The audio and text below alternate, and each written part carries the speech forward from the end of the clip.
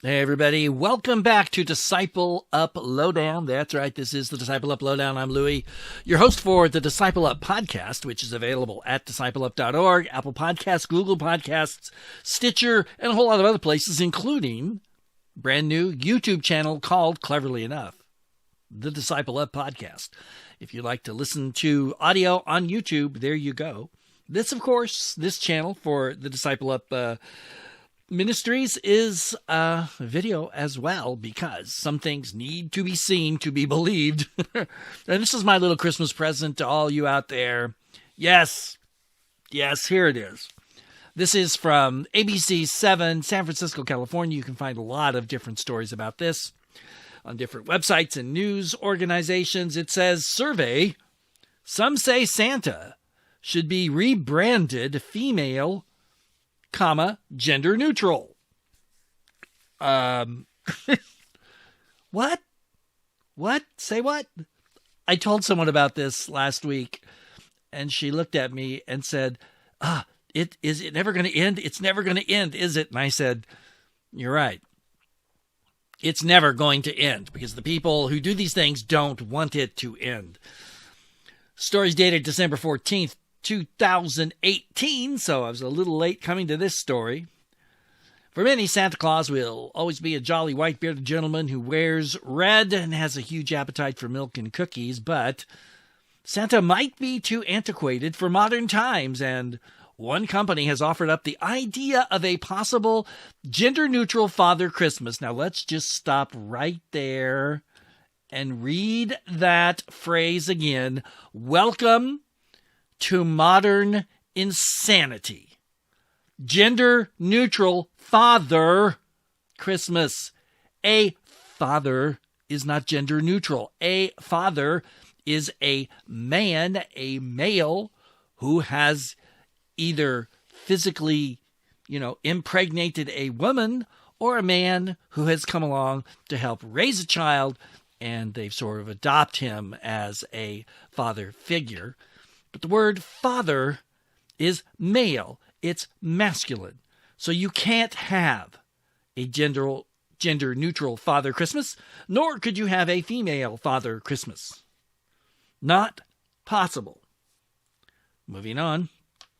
Graphic Springs, a logo creation company, got the input of 400 people from the United States and the United Kingdom about ways to modernize St. Nick. It then used the top suggestions to survey 4,000 people on how they envision a 2018 version of the big man, parentheses, or woman, close parentheses. In terms of what gender Santa should be, and notice how they write this, nearly 19% of U.S. respondents said the patriarch of Christmas should be identified neither as male nor female. More than 10% said a woman should fill that role. Let's stop. They make this sound as though this is a huge amount of people. Why, it's nearly 19%, which means it's 18 point whatever it is percent thought that he shouldn't be male or female. And this is only 4,000 people in both the U.S. and the U.K. And more than 10%, so 10 point whatever, said a woman should fill the role. Again, notice the insanity here. The patriarch of Christmas should be identified as neither male nor female. The word patriarch, I'm trying not to be a good Christian here and not call names. It's hard, people. It's really hard. The word patriarch is a male designation. See, notice how in order to buy into this transgender, transsexual stuff, you have to annihilate language, which, in and of itself, you may be thinking, well, who cares? I'm not a big grammar buff. I'm not either. May have noticed, but it's important because when you destroy language, you destroy the way people think, because the only way you can think and explain what you're thinking to others is through the use of words. So there you go. When I destroy words like father and patriarch and can make them mean anything I want them to mean, then they don't mean anything. Words don't mean anything. Concepts don't mean anything. And I can begin to control the way you think if I do this. And that's a very bad thing. So, again, notice the destruction of language, working towards controlling how we think about things. More than 10% said a woman should fill this role. Okay. That left a little over 70% of respondents affirming a male St. Nick. 70%. Little over 70%, 70 point, whatever. So that's huge. In total, approximately 27% of U.S. and U.K. respondents felt Santa should be rebranded as female or gender neutral, which means 73% say no. So there you go. In other fields, respondents were largely in favor of leaving Santa Claus in the typical sense. More than 73% said Santa doesn't need to drink beer, look younger, have tattoos, go on a diet, get a new hairstyle, or shave his beard. Kind of interesting, because obviously if Santa's going to be a woman, then she's probably not going to have a beard. I mean, it's possible. I know some ladies, but let's not go there. Okay. So this is so bizarre. In addition, more than 57% said Santa shouldn't change out his customary sleigh for transportation. Among the choices in this category were flying cars, using Amazon Prime, and riding a hoverboard. Of course, nowadays, I think this year, if they had done this year in 2019, they probably would have added drones in there because, Amazon's experimenting with that, as are other people. I've seen some interesting cartoons with Santa putting the reindeer out to pasture because they've got the drones delivering presents to people. Oh, my goodness. This is funny. Obviously, I'm making fun of it, but it's also just a little sign of the time.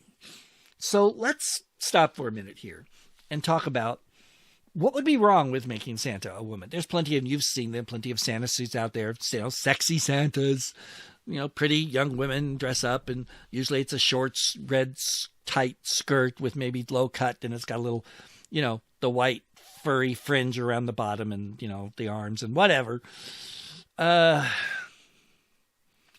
What's wrong with that? Well, obviously, there's nothing criminally wrong with it. I mean, if you want to do that I don't think you're necessarily committing a sin, but I'll tell you what you are doing.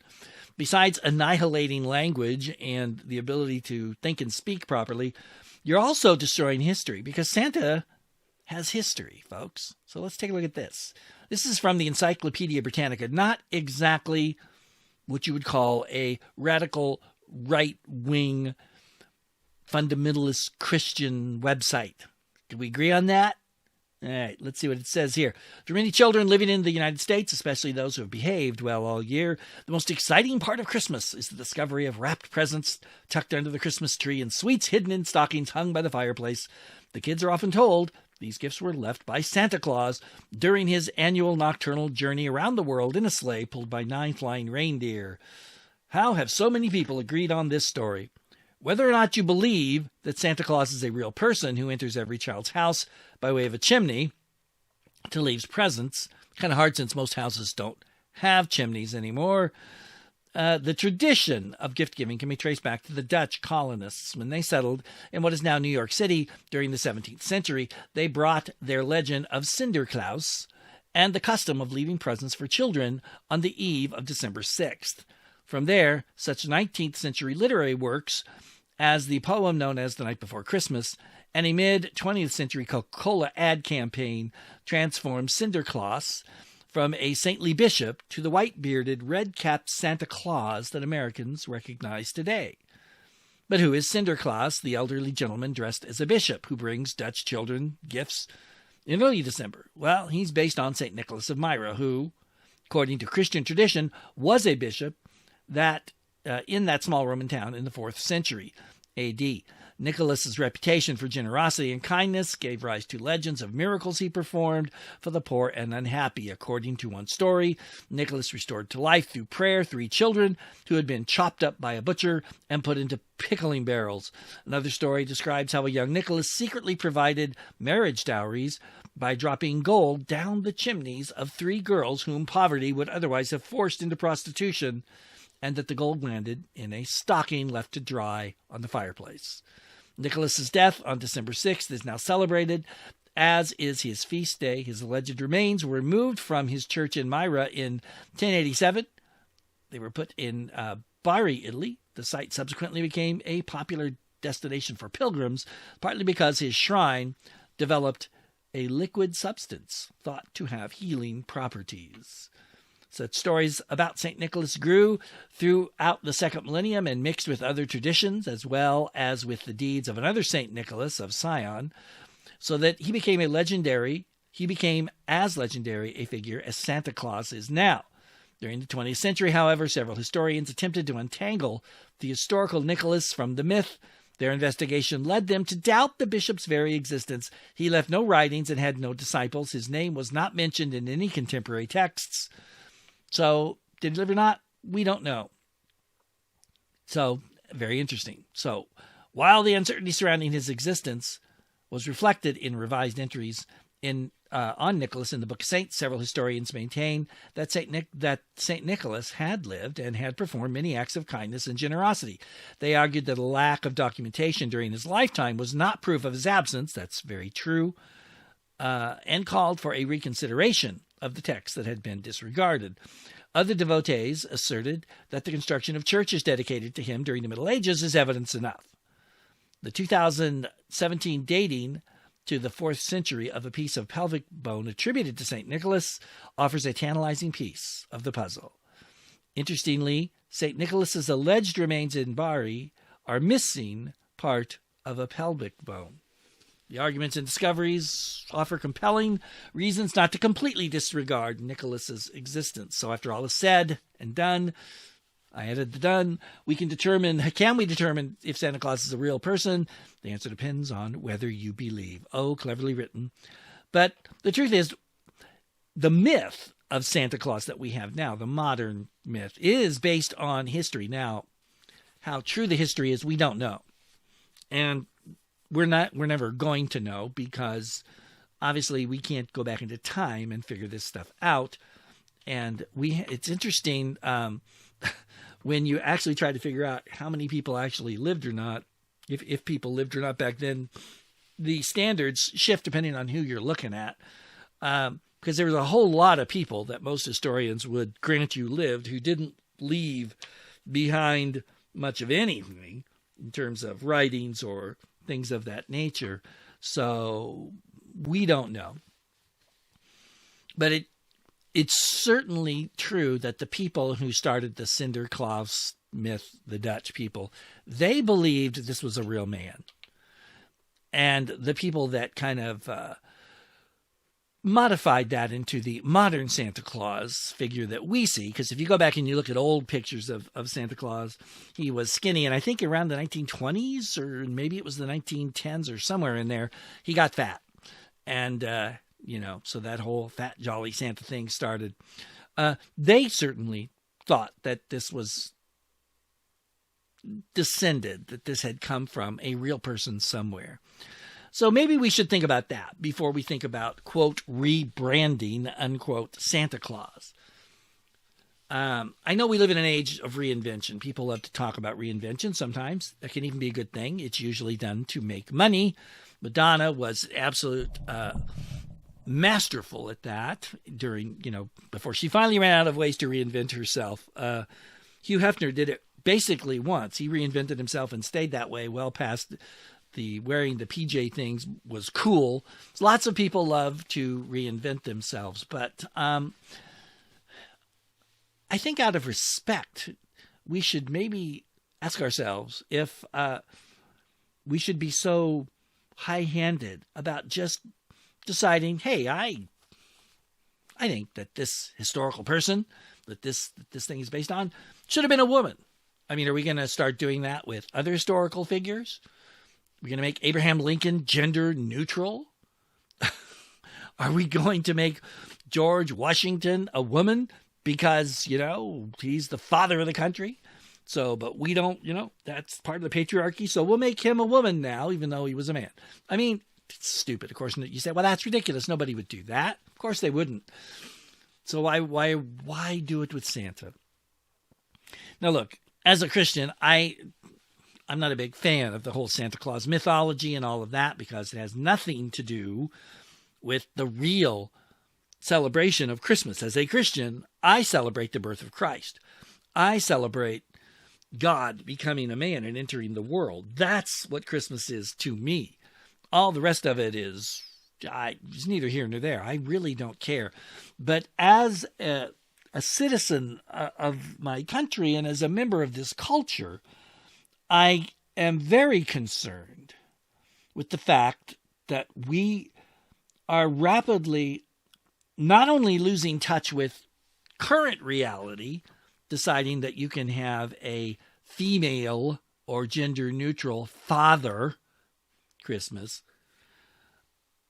but I'm also concerned that we're just feeling like we can rewrite history any way we want to, anytime we want to, for any reason or no reason at all to suit us. That's bad. That's a very bad thing because history, and you can argue about a lot of things in history. I'm finishing up. I'm getting towards the end of a book that I'm reading on Douglas MacArthur. You want to argue about stuff? Wow, there's plenty of stuff in his life you can argue about. But you can't argue that he lived. You can't argue that he made a big impact, whether you love him, hate him, or somewhere in the middle. History is something that needs to be treated with respect because these people in the past lived. These things happened. Stuff went on, and we just can't decide, well, we don't like that, so I'm just going to pretend it never did happen, or I'm going to say that it happened differently than it actually did. No, that's wrong. History is real, and we need to remember it, and that's something as a Christian that I think a great deal about, because if you look at the Bible, a great deal of the Bible is history. If you look at the Old Testament, there's tons of history in the Old Testament. In fact, there's so much of it that a lot of people hate the Old Testament. They get bored with it because it's a lot of history. Kings and Chronicles and large parts of the Pentateuch. It's just like people are like, oh my gosh. And of course, in the New Testament, we have one history book, the book of Acts. Can I just go back and rewrite that history because I don't like it? Can I say, well, I think that's terrible what happened there. That shouldn't have happened. So I don't know. But see, people do say that. There's a lot of people that struggle with it or just outright reject the inspiration of Scripture because things happened in the history of Israel that they don't like, that they think's bad, that doesn't match up or meet up with their moral standards. And therefore, they decide, well, this couldn't possibly be inspired by God because he's done something I don't agree with. Well, guess what? He doesn't need your agreement. He doesn't need my agreement. And he doesn't need our agreement.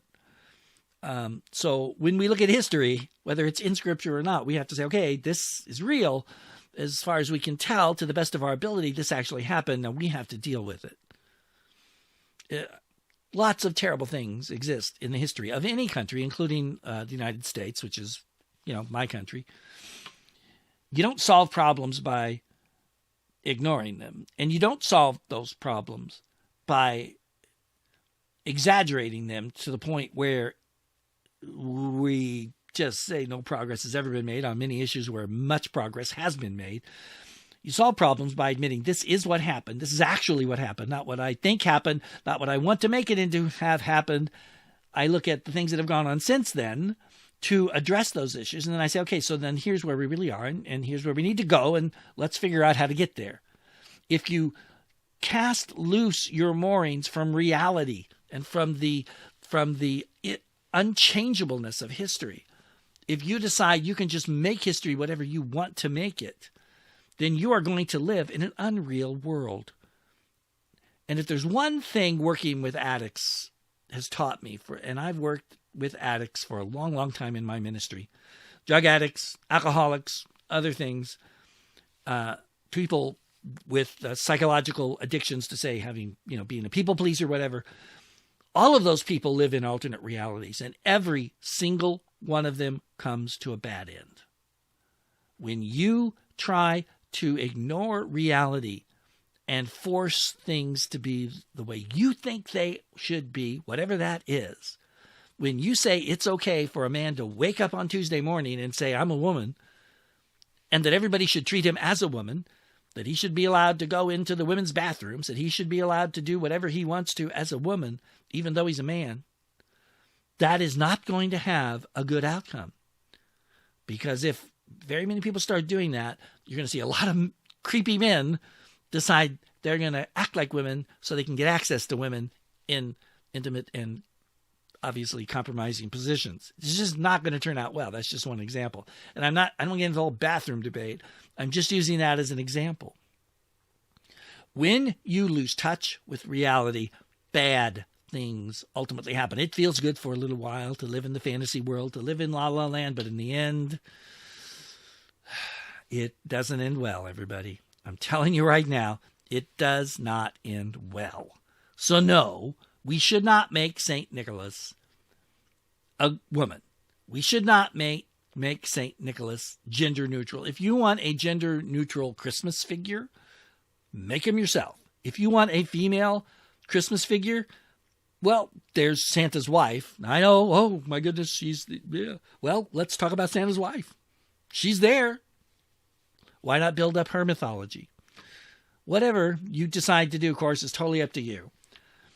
I'm only sharing this because it's kind of funny in a really sad, pathetic kind of way.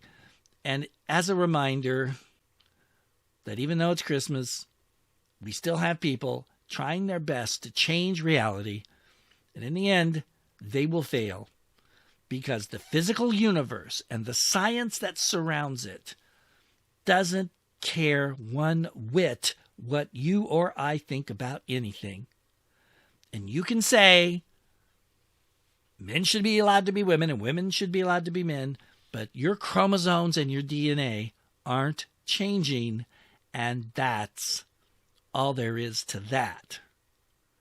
And with that, I'm going to wish you a Merry Christmas, and I'm out of here for now. This has been the Disciple Up Lowdown. Till next time, this is Louis saying God bless you, take care, so long, and I'll see you later.